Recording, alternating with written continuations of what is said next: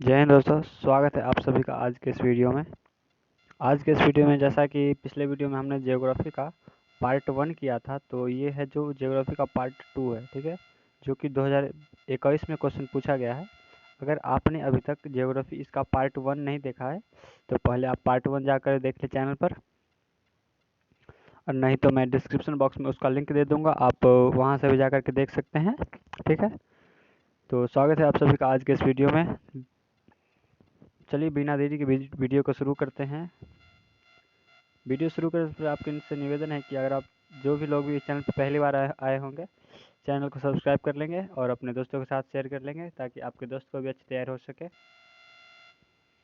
तो चलिए बिना देरी के शुरू करते हैं। जैसे कि ये क्वेश्चन हो गया था कि भारत में रेल की शुरुआत कब हुई थी, ये मैंने पिछले वीडियो में करवाया था, फिर भी इस बार भी करवा देता हूँ कि भारतीय रेल की शुरुआत हुई, यानी कि हमारे भारत में रेल की शुरुआत कब हुई थी। तो हमारे देश में जो रेल की शुरुआत हुई थी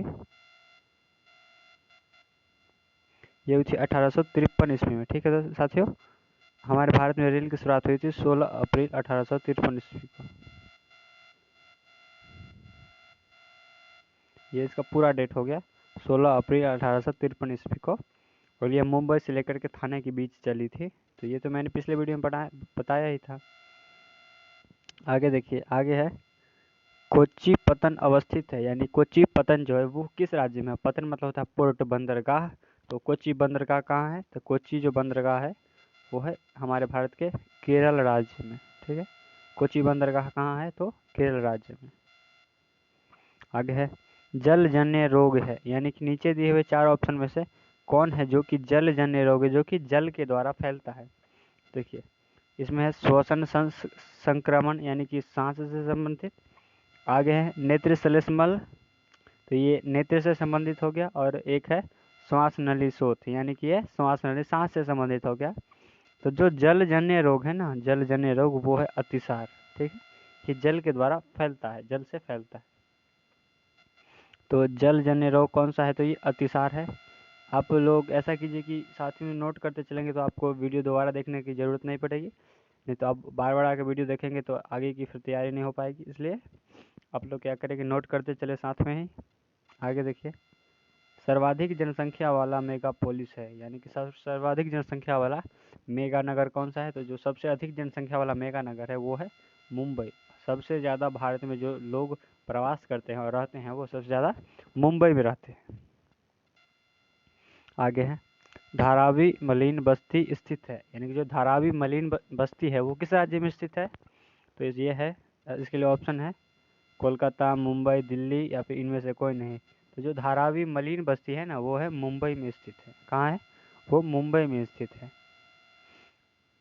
तो धारावी मलिन बस्ती स्थित है मुंबई में।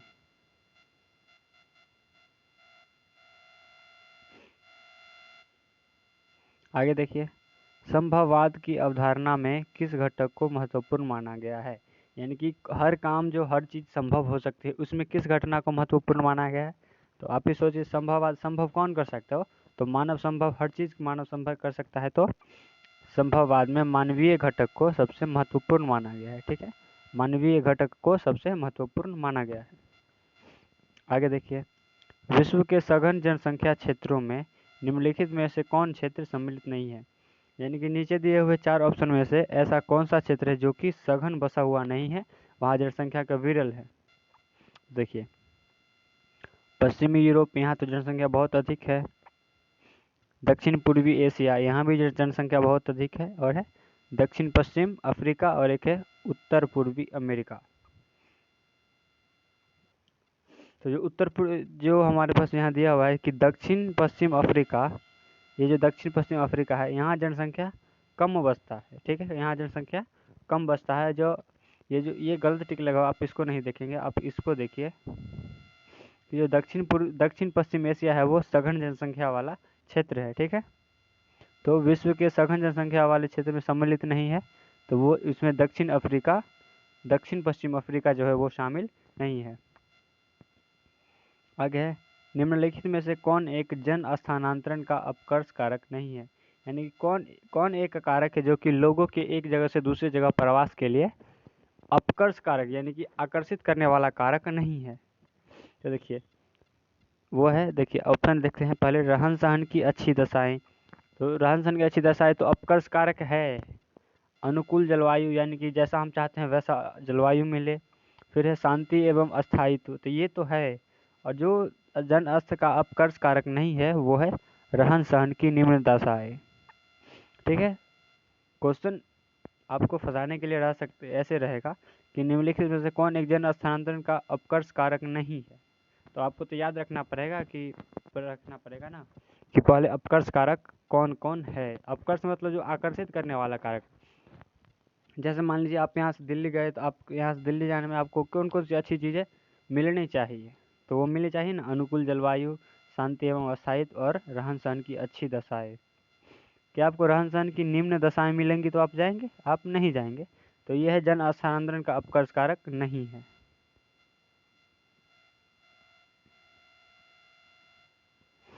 आगे देखिए, विश्व के किस देश की जनसंख्या सबसे अधिक है? यानी कि पूरी दुनिया में सबसे अधिक जनसंख्या वाला कौन सा देश है जहाँ सबसे अधिक लोग रहते हैं पूरे विश्व में? तो वह है चाइना, चीन। चीन के पास सबसे अधिक जनसंख्या वाला देश है। 1 नंबर पर चीन आता है और 2 नंबर पर हमारा भारत आता है। ठीक है, तो इस क्वेश्चन में पूछा जा रहा है विश्व के किस देश की जनसंख्या सबसे अधिक है, तो वह चाइना की सबसे अधिक है।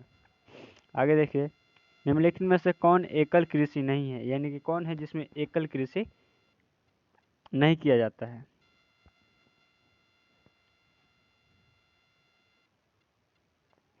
तो देखिए, व्यापारिक अनाज कृषि, यानी कि व्यापारिक अनाज कृषि में बहुत सारे व्यापारिक अनाज कृषि के जैसे गेहूँ, चावल, अनाज, तो ये क्या है, एकल कृषि नहीं है, इसमें सभी 2-3 कृषि का मिश्रण होता है, तो वो होता है व्यापारिक अनाज कृषि। ठीक है, आगे है, निम्नलिखित में से कौन रोपण फसल नहीं है? यानी कौन सा फसल है जिसको रोपा नहीं जाता है? तो वो है गेहूँ को रोपा नहीं जाता है। गेहूँ खाद्य फसल। ठीक है, जो बाकी जो कॉफ़ी है ये रोपण फसल है, गन्ना रोपण फसल है और रबर रोपण फसल है। तो हमें क्वेश्चन में पूछा जा रहा है कि कौन रोपण फसल नहीं है, तो गेहूँ हमारा रोपण फसल नहीं है, ये खाद्य फसल है, खाने वाला फसल है। आगे देखिए, विस्तृत व्यापारिक अनाज उत्पादक कृषि में नहीं की जाती है। यानी कि जिसमें विस्तृत व्यापारिक अनाज कृषि की नहीं जाती है, तो कहाँ देखिए, तो इंग्लैंड का जो प्रेयरी क्षेत्र है वहाँ किया जाता है, स्टेपी क्षेत्र में किया जाता है और पंपास क्षेत्र में किया जाता है। जो अफ्रीका का जो अमेजन जंगल बेसिन है अफ्रीका का, वहाँ तो सिर्फ जंगल ही जंगल है, तो वहाँ कैसे खेती की जाएगी? तो अफ्रीका के अमेजन बेसिन में ये खेती नहीं की जाती है। तो क्या है, विस्तृत व्यापारिक अनाज उत्पादक कृषि नहीं की जाती है, तो वो अमेजन बेसिन में नहीं की जाती है। और कहाँ की जाती है, तो वो है पंपास क्षेत्र में, फिर स्टेपी क्षेत्र में और प्रेयरी क्षेत्र में। ठीक है, आगे देखिए, ओपेक यानी कि OPEC, OPEC, organization of oil petroleum exporting countries, यानी कि oil of petroleum exporting country, यानी कि ये वैसे देशों का समूह है जो कि कच्चे तेल को दूसरे देश को देते हैं, निर्यात करते हैं, तो वैसे लोगों का समूह है। तो ओपेक का मुख्यालय कहाँ है? यानी कि जो ओपेक देश है, ओपेक जो कि विभिन्न देशों का समूह है जो कि तेल निर्यात करते हैं, तो उसमें से इसका मुख्यालय कहाँ है, इसका हेडक्वार्टर कहाँ है, यहाँ कहाँ का इसको मीटिंग वगैरह कहाँ होती है? तो ये इसका मुख्यालय है जेनेवा में। ठीक है, अब याद रखेंगे ओपेक का मुख्यालय कहाँ है, तो जेनेवा में। आगे देखिए, झील के चारों ओर बसा गांव किस प्रतिरूप में आएगा? जैसे मान लीजिए एक झील है, ये एक झील है, झील के चारों ओर गांव बसा हुआ है। यहाँ पर मान लीजिए घर बने हुए हैं, सब सब घर है, सब घर। तो देखिए ये किस प्रकार का गांव है? तो ये वृत्तीय में आ रहा है, वृत्ताकार, गोलीय। तो झील के किनारे बसा हुआ जो गांव है वो वृत्तीयकार प्रतिरूप में आएगा। ठीक है, वृत्ताकार प्रतिरूप में। आगे है, निम्नलिखित में से कौन व्यवसायिक नगर है? यानी कौन सा है जो कि व्यवसायिक नगर है जहाँ व्यवसाय किया जाता है? तो यह है एम्स्टर्डम। ठीक है, एम्स्टर्डम ये व्यवसायिक नगर है, यहाँ व्यवसाय किया जाता है। आगे है, उत्तर अटलांटिक मार्ग जोड़ता है। जो उत्तरी अटलांटिक मार्ग है ये उत्तरी अमेरिका को यूरोप से जोड़ता है, यानी कि जो यहाँ का जो अमेरिका का भाग है ना, अमेरिका, और ये है यूरोप, लंदन वाले, तो इसी मार्ग को कहा जाता है उत्तरी अटलांटिक मार्ग।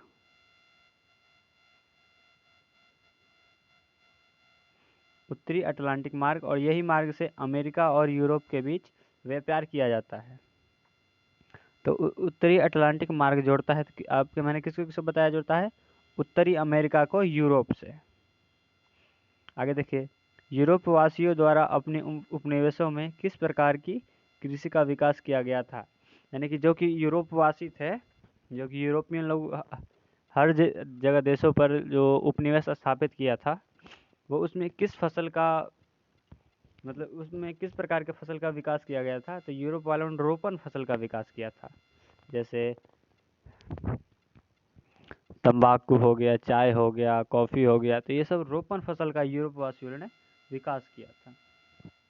जैसे जो हमारे पास अभी तार का पेड़ है, मक्का का पेड़ है, ये सब विदेशी फसलें हैं, मक्का को अलग से लाया गया था।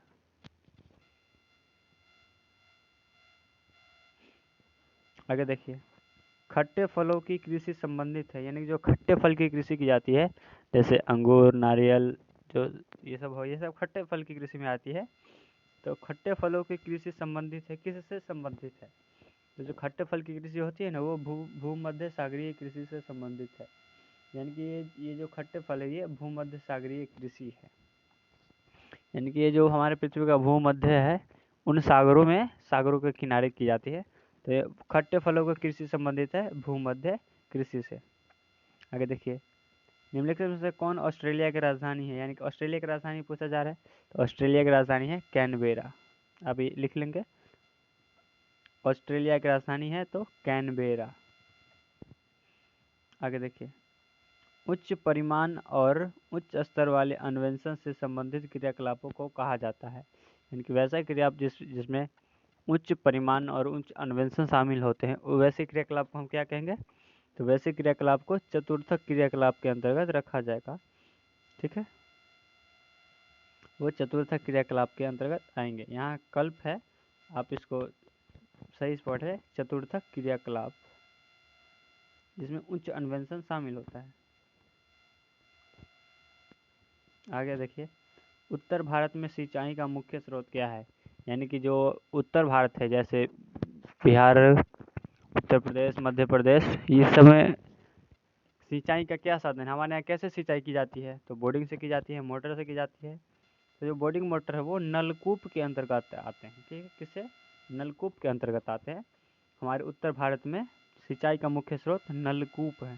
ठीक है, नलकूप। आगे देखिए, निम्नलिखित खनिजों में किसको भूरा हीरा कहा जाता है? यानी कि वो भूरा रंग का होता है और उसे भूरा हीरा कहा जाता है। तो भूरा हीरा कहा जाता है लिग्नाइट को। किसको भूरा हीरा कहा जाता है? लिग्नाइट को। आगे देखिए, निम्नलिखित राज्यों में किसमें कैगा नाभिकीय ऊर्जा केंद्र अवस्थित है? जो कैगा नाभिकीय ऊर्जा केंद्र है हमारे भारत में, वो भारत के किस राज्य में अवस्थित है? कैगा नाभिकीय ऊर्जा केंद्र, ये आप याद कर लेंगे। कैगा नाभिकीय ऊर्जा केंद्र ये किस राज्य में है? तो यह है हमारे भारत के कर्नाटक राज्य में, और इसकी राजधानी कहाँ है? बेंगलोर। तो ये कैगा नाभिकीय ऊर्जा केंद्र कर्नाटक में अवस्थित है। आगे देखिए, बेलाडीला लौह अयस्क क्षेत्र किस राज्य में है? देखिए, बेलाडीला जो कि जहाँ से लोहे का अयस्क निकाला जाता है, वो किस राज्य में है? बेलाडीला। तो जो बेलाडीला है वो छत्तीसगढ़ में है। आगे देखिए, केंदुझर मैंगनीज क्षेत्र स्थित है।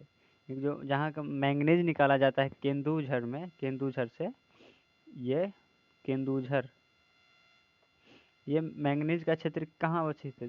जो केंदुझर है वो झारखंड में स्थित है। ठीक है, केंदुझर झारखंड में स्थित है।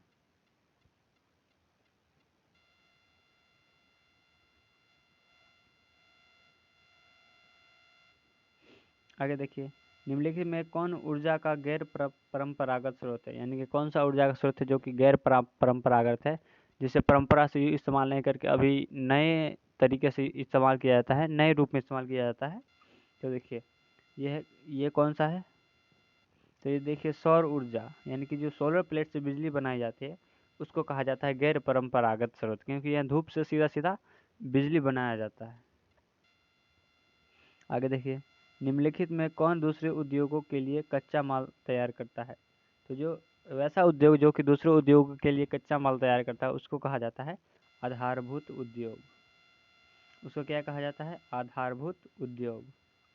आगे देखें, निम्नांकित में कौन तृतीय क्रियाकलाप है, यानी कि कौन सा जो कि तीसरे क्रियाकलाप के अंतर्गत आता है। तो पहला क्रियाकलाप में क्या आता है, पहले क्रियाकलाप में होता है खेती शामिल की जाती है, खेती, पशुपालन, जंगलों से भोजन प्राप्त करना, जानवरों को पशुओं को मारकर भोजन प्राप्त करना, जैसे कोयला खदान से कोयला को खनन करना, ये सब पहले में है। दूसरे में आती है किसी प्राथमिक स्रोत से दूसरे स्रोत में किसी वस्तु का निर्माण करना, जैसे गन्ना से चीनी बनाना दूसरे क्षेत्र में आ जाता है। और तीसरे क्षेत्र में आता है जो चीनी बन जाता है उसको मार्केट तक पहुंचाना। तो इसमें क्या आ रहा है, इसमें व्यापार आ रहा है हमारे पास। तो निम्नलिखित में से कौन तृतीय क्रियाकलाप है, तो जो व्यापार है वो तृतीय क्रियाकलाप के अंतर्गत आता है। आगे देखिए, निम्नलिखित में कौन द्वितीय क्रियाकलाप नहीं है, कौन है जो कि दूसरा क्रियाकलाप नहीं है। तो मैंने आपको बताया कि जो पहला क्षेत्र होता है उसमें खेती से संबंधित कार्य किया जाता है। तो खेती से संबंधित कार्य कौन कौन सा है, तो खेती में हमारा आता है मछली पकड़ना। तो हमारे पास क्वेश्चन क्या कहा जा रहा है कि कौन द्वितीय क्रियाकलाप नहीं है, जो कौन है जो पहला क्रियाकलाप है, तो पहला क्रियाकलाप है मछली पकड़ना, ये पहला क्रियाकलाप के अंतर्गत आ जाता है। तो हमारा बिल्कुल यही राइट आंसर है कि कौन द्वितीय क्रियाकलाप नहीं है। देखिए, लोहे को गलाना, जैसे लोहे को गलाकर कुछ अलग चीज़ बनाई जाएगी, वस्त्र निर्माण करना, सूती से वस्त्र निर्माण करना, और टोकरी बनाना, बांस से टोकरी बनाना, ये तीनों दूसरे क्रियाकलाप का उदाहरण है। और मछली पकड़ना ये पहले क्रियाकलाप का उदाहरण है। तो द्वितीय क्रियाकलाप का उदाहरण नहीं है तो मछली पकड़ना। आगे देखिए, ट्रांस महाद्वीपीय स्टुअर्ट महामार्ग जोड़ता है, यानी कि ये जो ट्रांस महाद्वीपीय स्टुअर्ट महामार्ग है ये कहाँ है, ये किन शहरों को जोड़ता है। तो देखिए, ये जोड़ता है डार्विन को मेलबर्न से, डार्विन को मेलबर्न से। और ये कहाँ है, तो ये ऑस्ट्रेलिया में है। ठीक है, ट्रांस महाद्वीपीय स्टुअर्ट मार्ग ये डार्विन को मेलबर्न से जोड़ता है, मेलबर्न। आप इसको नोट कर लीजिए।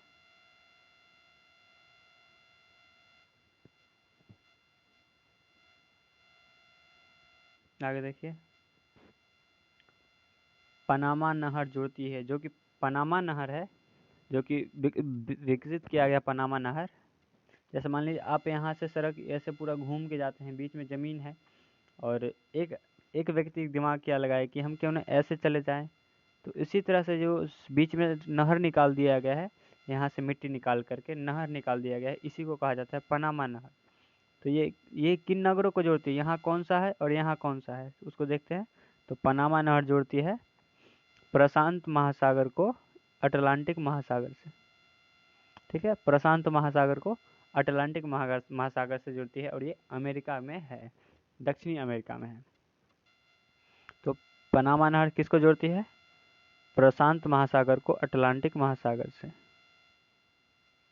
आगे देखिए, विश्व के प्रमुख समुद्री पतन है, यानी कि जो विश्व में जितने भी समुद्री पतन है, बंदरगाह हैं, वो किस श्रेणी के अंतर्गत आते हैं।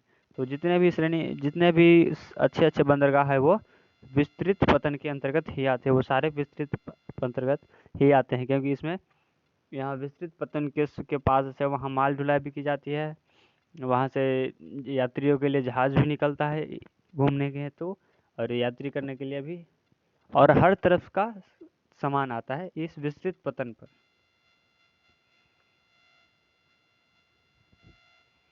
आगे देखिए, निम्नलिखित महाद्वीपों में से किससे विश्व का सर्वाधिक प्रवाह होता है, यानी कि कौन सा महाद्वीप है जहाँ विश्व का सबसे अधिक व्यापार का प्रवाह किया जाता है, सबसे अधिक व्यापार होता है, सबसे अधिक।